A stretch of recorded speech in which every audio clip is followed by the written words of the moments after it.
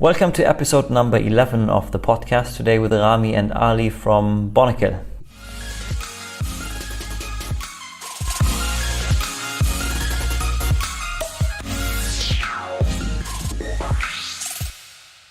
How are you guys? We're good. Thank you for joining us, and today we're here to talk about Bonocle. For the first time we met a year ago, roughly in April last year, I think, and we've been in our office and you showcased Bonocle, and we will learn in a second what this is and how you came up with the idea, etc. I must say, when I got the chance to try it and to feel and to get the whole story, I was amazed because I've never thought of something like this before. It's obviously not something that I get in contact with every day.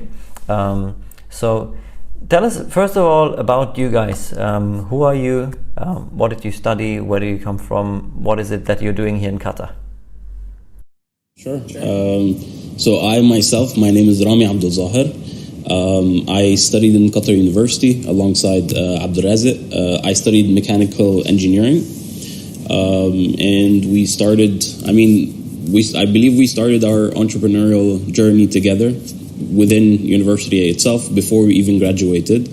And we've just been hustling so far. Okay, and when was that? So we graduated 2016 semester. So you met in university then, I guess, and you studied together? Well, we actually met in school as well. We know each other since grade 1 or 2 probably. Actually both of us were raised and born in Qatar. So we went to school together and we went to university together. Barnacle happened the last year before graduation. That was in 2015, beginning of 2015 or something. So yeah, we know each other for forever, for so long. Yeah. Amazing. And then you said Bonocle happened in the last year of university. Was that university project that kicked that off, or how did this come along? It was actually an accident. So last year of university, I went through a car accident and I broke my hand. So I had to join the special needs center in Qatar University to get some help.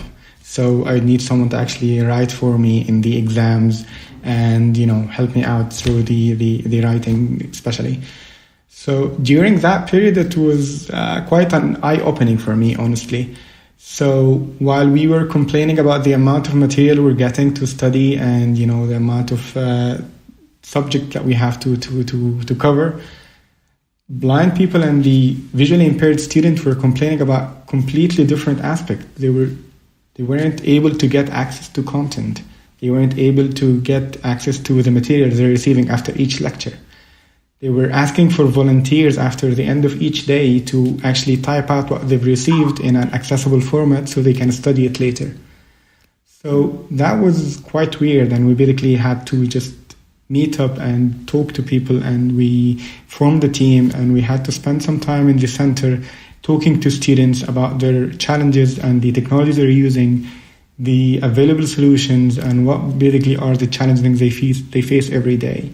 Yeah, I remember we would, because we used to spend a lot of time around the special needs center. We would just sit down with these students like in the cafeteria or something, and we would hear about the challenges they had to go through. And it was just, something that we've never experienced before. And we just, got to thinking, this seems like something that should be fixed. And, the engineering mindset kind of kicks in, and we start, we see a problem, and straight away our first intuition is, how do we solve this? Yeah, I think and this is how it hit me. We will explain in a second what Bonocle is about. When you first came and said, this is what it is. And it's something, if you're privileged with sight, privileged with learning, just in a normal way, I want to say, you just never think about, because it never occurs to you. And at that time, what you said, an accident maybe was the trigger that said, okay, now I'm in that situation, and how do I continue learning? So what is Bonocle? Tell us. All right. So Barnacle is a platform for people with visual impairment.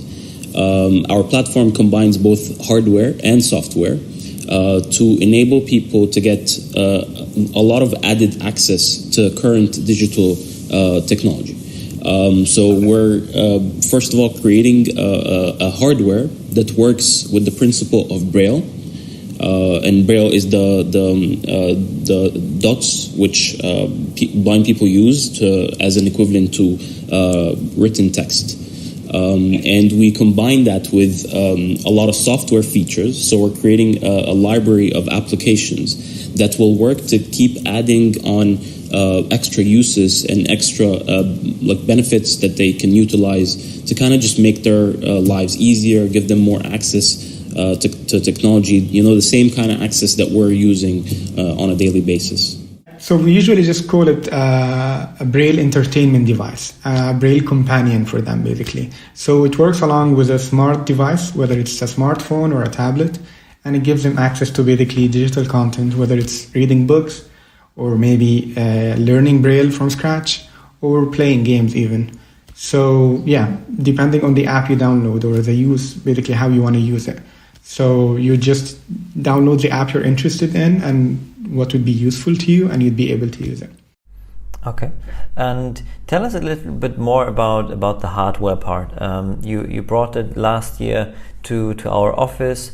I guess it was a prototype at that stage, and you showed me for the first time how that works and how basically a visually impaired person would be able to read with that device.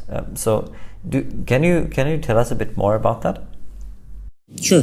So the hardware is basically a handheld device. It's kind of in the shape of a mouse. Abdelrazek can show it to you right there. Let me take it from here better. So yeah, it's more like a mouse. You'd use it just like a mouse. So you'd put the index over the Braille cell. This is called the Braille cell. It basically represents any Braille letter. It has dots that can go up and down, and you would be able to feel any Braille letter under your fingertip. So for example, that's a letter in Braille. You can see it. How it works is basically if you're reading, let's say you're reading a book, again, you would move it over any surface as a mouse. And as you move, it will show you actually the letters under your fingertip in Braille. So if you want to go to the next letter, you'd keep moving the device forward and you'd be able to read the whole line. If you want to go back and forth, again, you have the freedom to do so. You can go up and down to jump between lines. And yeah, this way you'd actually mimic the reading experience for reading a book. So instead of moving your finger over a Braille paper across the lines, you're actually moving the device and the letters change under your fingertip. This way it's very portable and very elegant, let's say. It's very intuitive as well, the way it works. That's one of the applications. We're not really limiting the device to reading, but that's how you would be reading a book, for example. Okay. And you said now you just slide it really from left to right to left to read. How is the software part of it? Like, how does it connect to iPads, to phones? How does that work? Over Bluetooth. So you just pair the device, you connect it automatically, and that's it. You're good to go. So it's over Bluetooth, and basically the data would be transmitted to the device over Bluetooth. Yeah. That's amazing. I know about the product. We will try and maybe have your intro video of that I saw on the website, maybe playing in that time while we are speaking, so people get a better idea to what it is and to how the device looks like. Now you said from 2015 to 16 you graduated, and basically from that time on you started developing the product. Is that correct? So when we first started, the product was actually something completely different. So when we first started, we started with a glove, and basically we thought, what would be something that you would have on you all the time, that you could just start reading anytime without having to take out a bulky device or something and actually positioning it in a manner so that you would be able to use it. And so we started with the glove, and we went out to people, we started testing it. And straight away we had like a lot of comments, people telling us, I don't want to walk around with a glove the whole time. And so like through our experience, it's been, like just listening to our customers, getting a feedback of exactly what they like and what they don't like. And so we've actually like moved over, I believe, 5 iterations. Each one kept improving from the previous one. And, we established a relationship with our customers so that, straight away when we come up with something new, we go to them, we go like, hey, listen, like this is what we did from last time. What do you like? What do you dislike?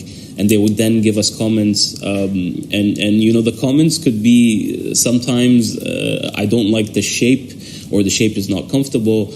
Or the comments could actually be, I have an amazing idea for what you can do with this.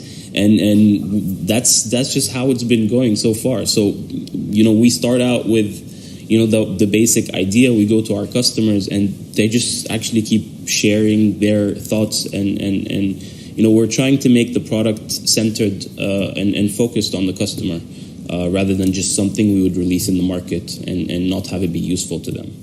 We usually say it's basically a device for that community and built by the community. It's definitely that way. We really, the product changed completely since we started. Not only as a form factor and how it works, or basically the shape of it, whether it's a glove to a handheld to a stylus. So we did try multiple iterations, but the functionality too. So, for example, we started out the device, we imagined it's going to be a braille reader for the blind. So we were focused on text, reading books and getting access to information. But when we tested it with people, they were like, I remember we were testing with one of a lady basically, and I explained the idea to her, and she tried it for the first time. And while reading, she was like, you know what? I have an amazing idea. This device can be an amazing braille ruler. And I'm like, what? And she was like, yeah. Imagine actually using the device, moving it from point A to point B, and it will tell me the distance under my fingertip in Braille. I know technically speaking, you can do that in using the device since it has a motion sensor. So that would be a great idea actually, and we need that. And that was like an eye-opening to an untapped potential in our own device. Like it's something that we never thought of. And then she was like, she's working in data analytics, so she was like, this would be actually useful for graphs too. I work a lot with graphs. So maybe I can use the device to actually trace the graph and study it instead of actually printing it, since audio won't describe the graph for me. So I need to print it and actually touch it with my finger. But using your device, I can actually move it and study the graph. That was basically something very interesting. It's basically the power of Barnacle is moving the device in 2-dimensional way. It's something that they were lacking. And here we get to understand our device really better from our own community. We're really thankful how supportive they've been, and they've been giving us feedback, trying out not well-made prototypes, let's put it this way, and coming up with suggestions. And even games were basically inspired by them. They were like, I really have the time to waste my time too. I really have the right to waste my time too. Life gets boring sometime, and especially at work, I want to play something. I don't want to call my colleague every time to play like a card game with her, written in Braille. So maybe getting access to digital games would help. And yeah, we were inspired by them in every single way, every single step we've went through. I think that's an extremely important concept to actually develop for your audience, and there's no better example than with Bonocle and what you're doing in how beneficial this is. And for you, it's vital. I think for many companies and brands out there, they would benefit from just listening and being closer to their consumer. But for you guys, it's been vital, and it's been an unlock. Would you say you would have been anywhere near where you are today without that close feedback and with that close connection to your community? Definitely not. I mean, we've seen this in the market actually, and we hear about this from the people we speak to, and they tell us, I mean, every time we go to them and we change things based on their feedback, they really appreciate it. They go like, I mean, I'm extremely supportive of this product because you guys are taking our feedback into consideration, and you're changing the product based on our feedback. Where other companies, for example, would just release a product that they think is useful, and then when people actually get to use it and start using it, it turns out they haven't really thought of the use cases for the community itself, and so they're extremely appreciative of it, and I mean, definitely we wouldn't have been able to come to this point without them. I mean, I remember, Ali can back me up here, but I remember when we started, we thought a glove was an amazing idea. I mean, it was always on your hand. It was something that was, a form factor that you like wouldn't really bother you, and like we could make it in a nice material or whatever. But I mean, until we went and actually spoke to them, and that's when we started to realize, who wants to have a glove on their hands the whole time. Yeah, I mean, the glove, once we started, it actually sounds great. I mean, the idea of having a glove and we'll be promoting it as you're actually converting anything into Braille in real time. Whatever you touch, you're going to have the feedback in Braille on their fingertip. It just sounds crazy. And when you prototype it or show it to people, they would be amazed. That would be super close. They were like, did you check me in here? Like, how did that happen? Especially that you're touching a screen, for example, a letter A, and it feels under your fingertip. But it's really one of those ideas that basically sounds good, doesn't work, When we tested out with people, they were like, yeah, Braille beginners would be like, I need to brush my finger over the dots to actually figure out which letter it is. I'm not that experienced. So, yeah, how can I do that? If the Braille is attached to my finger, I can't. It moves with my finger. So that was a problem that we didn't see. It's something that you have to test with people and get feedback with many people, not only experienced and Braille experienced people. No, you actually need to test with kids, you need to test with beginners, and you need to test with different languages as well. It's something that one of the very popular and most frequent questions that we get is basically, do you have any family member who's blind? And how did you get here? It's basically because you really can't get to this stage without testing it with many people, without keeping your customers close. It's really, you can't get the minor details without testing a lot with them. And I do remember, we keep taking their feedback very seriously. I remember they'd come up with an idea, and like 2 days or a week after, we'd come up with that idea implemented, and we'd test it with them, and they were like, guys, how big is your team? When did you develop that?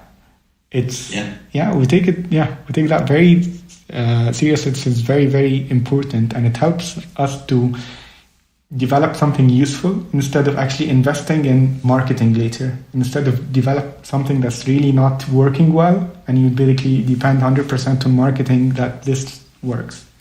Do you see a challenge in between, like being very, very close to the customer, to the market, and I think it's tremendously important, especially for a product like that, to really get it nailed in what helps the people and what helps a beginner who is just starting to read based on, I don't know, an accident or what life throws at you, or someone who's used to that and has been reading Braille for a long time. Would you say, although it's so important to get it right, it slows you down in how fast you would like to go sometimes? I would say so, yes. It's correct until you actually realize it, and then you have to kind of filter through the feedback that you get. So once we start, before we go to like a feedback session with some of our customers or a testing session or whatever, we usually kind of list how far we're able to go in terms of the feedback that we get and the feedback that we try to actually work on. And that is, first of all, on the basis that, you can't satisfy everybody, but you have to at least satisfy the basic needs that people would need to be able to use Bonocle.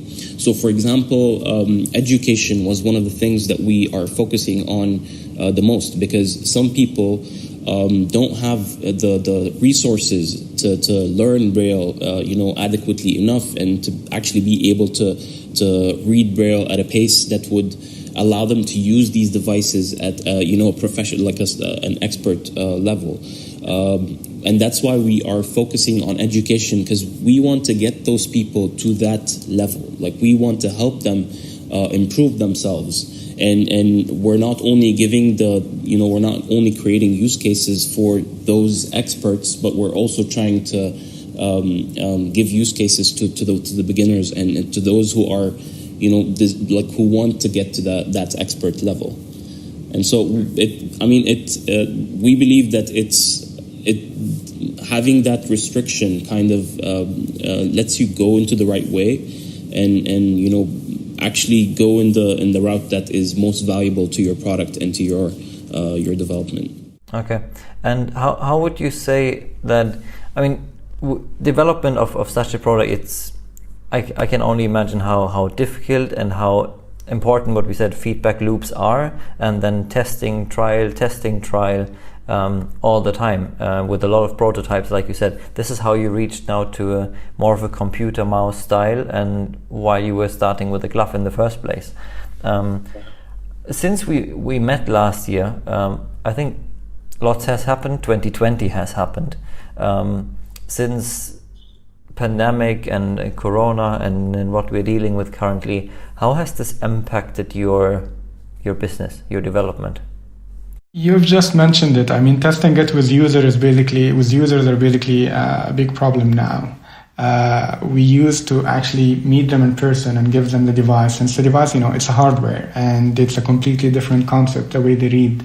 It's a new way of reading for them, or utilizing the device, let's say. So they have to experience it in hand and try it out. And we have to be sitting in there and actually watching out the way they hold the device and their grip and the way they read Braille, for example, and we take videos of that so we can actually improve the industrial design of our product. So that, it was already a trouble back then. Now with COVID-19, it's double trouble really. Since travel is basically blocked and you really can't move around and you really can't meet a lot of people in person, is definitely a problem. It's holding us back. I mean, we do have a couple of units in the US back there in the US with beta testers that are still trying out and giving us feedback. But most of the development is on the software level at the moment. So we're improving the apps and we're trying out different things, and we're just pushing some updates and getting us some feedback. And we're testing with people here in Qatar as well. So we do have testers here as well, and at least we have access to them. And if I can add, I mean, Ali knows this as well, but before this period and the COVID-19 and everything, it was a very crucial time for us in terms of that we were kind of running around. Each one of us had to, take on the finalizing the testing with the customers. And one of us had to go visit the manufacturers and start finalizing the hardware and how and where we're going to manufacture and all that. And yeah, travel has definitely stopped us from doing a lot of that. We've also, not just travel as well, but before the end of 2019, basically we spent it going around factories here in Qatar, checking what their resources are and how they can help us to kind of develop the prototypes. And it was just like a test for us as well, to kind of see exactly what we need to be able to manufacture and experience, that manufacturing stage before we actually get into mass scale manufacture. And so that's also one of the things that has definitely affected us during this pandemic. Okay, so but you said you were able to maybe shift your focus a little bit from the hardware to developing the software further. You in a way you need to focus on the things that you can focus on during a situation like that. And how would you say this has been beneficial as well? This has been like, of course you lost pace, but has it been at least worthwhile to work on the software? There is a bright side always, and I think there is a bright side not only for Barnacle but for accessibility in general. I think on the bigger picture you'd see everything now is digitized, and you're finalizing everything online now, whether it's government transactions or ordering or just video visiting your doctor, for example. So everything is digitized, and that's a step in the right direction, really. I mean, we now feel we really now know how it feels when something is not accessible. We really now feel the disabled people and how they were living. So that's why we're actually digitizing, and that's definitely something useful, and it's important to get access, to make everything accessible for everyone. So it's really a step in the right direction in terms of accessibility. And in terms of Bonocle, we're focusing on the software aspect, and we think we can develop more products and more apps for Bonocle that helps in the current pandemic, including education. So, for example, remote education. So, for example, learning Braille online. You'd be able, using Barnacle, to actually teach people Braille, and you'd be able to learn it at home. So, an online tutor, for example, can teach you Braille, and you would be able to feel it under your fingertip just by connecting to him. And he can write whatever he wants to teach you, and you'd be able to feel it under your fingertip. That's a very, very nice point that you said. Maybe long term, that the world goes more digital now because we are forced to. This maybe our podcast would have happened in our office. Now we're conducting it via Zoom. We are getting forced, and I think they're forced in the right direction. And if that can help you long term, this can help your community. This can help visually impaired people going forward, because things are now digitally available. Then that's, I think, at least something good at the end. If you look at your journey of 2015 to 16 all the way up to now, what is it that you say for people who want to start a business, who have an idea, who don't know where to go, who to talk to, how to validate the idea? This is something that we face very often. How to validate, is this as good as I think? And you said it yourself. We thought the glove is a brilliant idea. Turns out there are better ways of doing it. What would you tell those young entrepreneurs, those people with ideas? One of the things that have benefited us the most is learning how valuable our customers are. So definitely always keep your idea, your startup customer focused, because those are the people who are actually going to bring you in the revenues. Those are the people who are going to use your product, and so that's definitely one of the things that were most important. Sorry to just jump in. How do you validate this? You said you need to keep your customers close. You need to focus on them. How do you do that? It depends really on the product you're developing, and for every startup it can be different. For example, for us, we had a hardware product, and so we had to actually go meet our customers, sit with them, and get their feedback on what they like and what they don't like. If you're developing something that's software, it could just be as easy as making an online poll and getting your customers' opinions, or trying to talk to people around you, get their experiences, just get an idea if they would benefit from a service like what you're offering. And so I believe it's definitely something that's different for every startup. But there's dozens of online resources to help you out, and things to kind of get you to know exactly how to target your customer and how to talk to them. So it's really hard to do. I was saying it sounds really simple to do, but yet it's very hard. I mean, after us entrepreneurs, we really fall in love with our ideas, and we think this is perfect and it sounds great. It's going to solve all the problems we can think of. But once you test, you found that it's really not working, yet it should work. Like the glove thingy, for example. It really sounds good, but it doesn't work. So you need to have that relentless spirit, and when to give up as well. So you would be relentless in solving the problem, yet you need to know when to give up on the idea if it's not working. And actually, you would think that you've went back to square one. I think what you were saying is extremely important. Not to lose focus on the long-term goal and the idea and the solution, what you're actually trying to do, but not getting too passionate and don't fall in love so much with your milestone, with your prototype, with whatever it is that you have until then. They call it kill your darlings. So which is it's definitely true. It's something that you really have to do through any entrepreneurial journey. Yeah. And something else that I would like to add is throughout our journey we definitely had ups and downs, and it was always this meeting with someone from the community who would kind of like bring us back up and kind of like put the hope back into us, and so definitely also keeping your customer focus strategy can also be one of the things that keeps you going, because we definitely had specific parts of our journey where we thought it's too hard to create something that's hardware here in Qatar. We don't have the expertise. It's going to be very hard to develop, to manufacture and all that. But going back to our customers and just one meeting with them, would kind of like put the hope back into us and get us to push even harder than we were before. They reminded you who you're doing this for. I do remember one of the conferences, I was approached by a man who just hugged me out of nowhere. I didn't meet him before. And he was like, we didn't meet before, but yesterday my wife visited you and you introduced the idea and we checked the website yesterday, and I'm just here to tell you thank you. This would really help my daughter.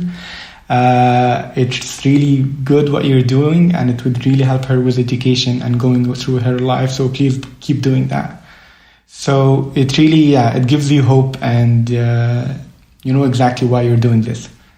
I think that's a very powerful message and a powerful thought that we can take away from this podcast today as well. If you're on a journey and it gets tough, you have your ups and downs. No matter the business you're in, the product that you develop, the service that you're trying to offer, to reconnect, and especially if it's something as fundamental for people as what you're developing, then it can really help and lift you up, motivate you to take the next step, because they remind you who you're doing this for and what major impact this might have. And if it's the access for education, for example, that's something so fundamental that we should be driven by default. And if you can help bring this closer to them, then that's brilliant. We just wish we can get rid of the phrase for the blind. So you'd go around and you see schools for the blind and jobs for the blind and games for the blind. We see that they really should have equal right and access to quality education and have equal right and opportunity for jobs, and they would be able to play games that we play.